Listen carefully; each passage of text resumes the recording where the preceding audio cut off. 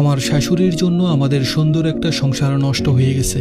এই গল্পটা পাঠিয়েছে গাইবান্ধার বোনারপাড়া থেকে শিহাব ব্যাপারী নামের একজন। আসসালামু আলাইকুম, আমার নাম শিহাব ব্যাপারী, আমার বাসা গাইবান্ধার বোনারপাড়াতে।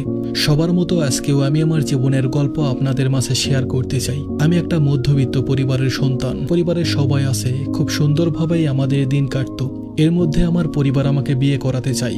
বিয়ে যেহেতু করতেই হবে, তাই আমিও পরিবারের সিদ্ধান্তে বিয়ে করতে রাজি হয়ে যাই। তো একদিন আমি, আমার আম্মু আর আমার বোনের জামাই মেয়ে দেখতে গিয়েছিলাম একটা বাড়িতে। তো যথারীতি আপ্যায়নের পর মেয়েকে আমার সামনে আনা হয়। মেয়েটার নাম ছিল শান্তনা। প্রথম দেখাতেই আমার ওকে অনেক ভালো লেগে যায়। আমার আম্মু আর আমার বোন জামাইও মেয়েটাকে খুব পছন্দ করে।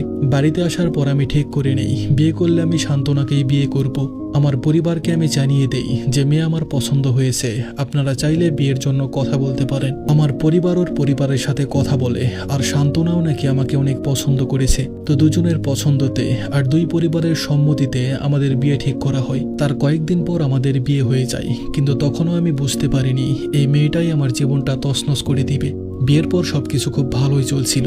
আমি শান্তনাকে ভালোবাসতে শুরু করি। সবসময় ওর কাছাকাছি থাকতে ইচ্ছে করত। আমাদের হয়তো বিয়ের আগে রিলেশন ছিল না, তবে মানুষ আমাদের দেখে মনে করত আমরা হয়তো অনেক বছর রিলেশনের পর বিয়ে করেছি। তো যাই হোক, খুব ভালোভাবেই আমাদের বিবাহিত জীবনের কয়েক মাস কেটে যায়। তবে এর মাঝে কয়েকবার আমাদের ঝামেলা হয়েছিল, আবার সবকিছু ঠিকও হয়ে গেছে। তবে আমি বুঝতে পেরেছিলাম আমার শাশুড়ির মধ্যে কিছু ঝামেলা আছে।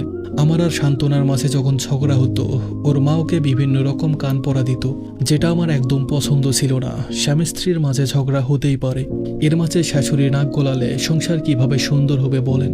তো এইভাবেই কিছুদিন চলে গেল। আস্তে আস্তে শান্তনা আমার সাথে খারাপ ব্যবহার করতে শুরু করলো। আমার সাথে ভালো মতো কথা বলতে চাইতো না, কেমন জানি সবসময় মুখ ফুলিয়ে রাখতো। এক কথায়ও আমাকে স্বামী হিসাবে মূল্যায়ন করতো না। আমি কিছু বললেই সহ্য করতে পারতো না, আমার কোনো কথাই সে শুনতে চাইতো না। এর জন্য অনেক ঝামেলা হয়েছে আমাদের মধ্যে। আর কোনো কিছু হলেই ওর মাকে বলতো, আর ওর মা আমাদের মাঝে ঢুকে যেত। ওর মায়ের কথা শুনে আমার সাথে আরো বেশি ঝগড়া করত। তবে আমি ওকে কিছুই বলতাম না। আমি ভাবতাম কিছু বললে ওর হয়তো মন খারাপ হবে। হাজার হোক, সে তো আমার স্ত্রী, একসময় হয়তো সবকিছু ঠিক হয়ে যাবে। তো তার কিছুদিন পর শান্তনা বলল আমি বাবার বাড়িতে যেতে চাই। আমার মা আমাকে অনেকবার নিষেধ করেছে আমি যেন ওকে নিয়ে না যাই, কারণ আমার মা আমার শাশুড়ির ব্যবহার সম্পর্কে খুব ভালোভাবেই জানতো। আর এটাও জানতো উনি খুব সুবিধার মানুষ নয়। ওর আব্বু আম্মু ঢাকায় থাকতো।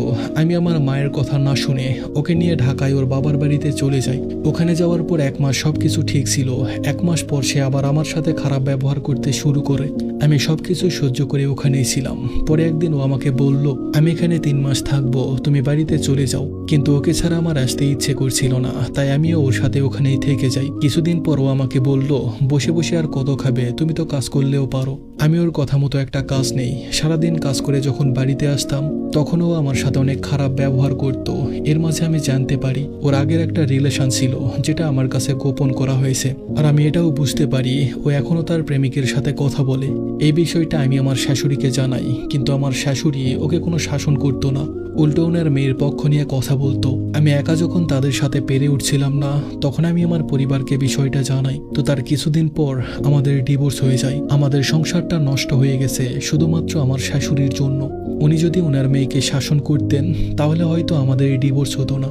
আসলে কিছু কিছু মায়েরা আছে যারা তাদের মেয়েদের সংসারে নাক গলায় বেশি, আর অতিরিক্ত নাক গলানোর কারণে মেয়েটার সংসার একটা সময় ভেঙে যায়। আমি মেয়েদের উদ্দেশ্যে কিছু কথা বলতে চাই। আপনারা হয়তো আপনাদের মায়েদের কথা শুনে আপনার স্বামীর সাথে খারাপ ব্যবহার করছেন। আপনার মা হয়তো আপনাকে বলছে স্বামীর সাথে আপোষ না করতে, আর সংসারে কিছু হলেই হয়তো আপনাকে বলে যে বাসায় চলে আয়। আপনি যদি আপনার মায়ের কথা শুনে আপনার স্বামীর সাথে খারাপ ব্যবহার করেন, তাকে ডিভোর্স দিয়ে দেন, তবে কিছুদিন হয়তো আপনার মা আপনাকে মাথায় তুলে রাখবে। কিন্তু একটা সময় আপনার সেই মাই আপনাকে সহ্য করতে পারবে না, আপনাকে বিভিন্ন কথার আঘাত দিবে। যেই মায়ের কথা শুনে আপনার স্বামীর সাথে সংসারটা নষ্ট করলেন, সেই মাই যখন আপনাকে কথার আঘাত দিবে, তখন আপনি বুঝতে পারবেন আপনি কত বড় ভুল করেছেন। আসলে এই পৃথিবীতে স্বামীর মতো আপনার কেউ হয় না, আবার অনেক ক্ষেত্রে স্বামীর মতো পরার কেউ হয় না। তাই নিজের মায়ের কথা শুনে কখনো সংসার নষ্ট করবেন না, কারণ একটা ডিভোর্সি মেয়েই জানে স্বামী ছাড়া এই পৃথিবীতে বেঁচে থাকা কতটা কঠিন। তো যাই হোক, সবাই ভালো থাকবেন, সুস্থ থাকবেন। ধন্যবাদ সবাইকে।